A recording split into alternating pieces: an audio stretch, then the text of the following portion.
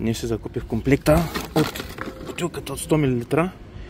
Току-що нанесох X-Pro-Lac.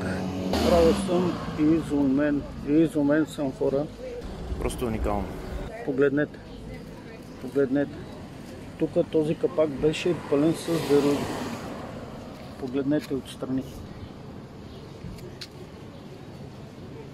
Погледнете. Направо огледало.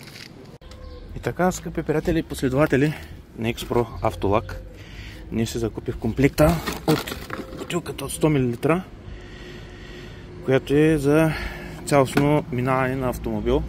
Препоръчаха ми го от сайта. Питах 100 мл, Seat Altea автомобила 2005. Също така облепих някои от частите, които ме страх да ги лакирам. Съответно, ето и тук някои от нещата. Нали, абсолютно видими са. И ще видим дали наистина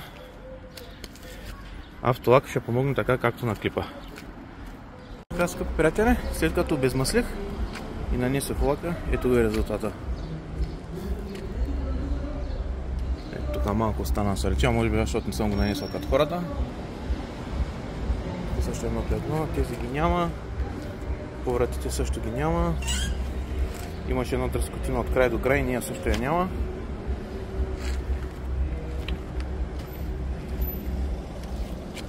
Просто уникално.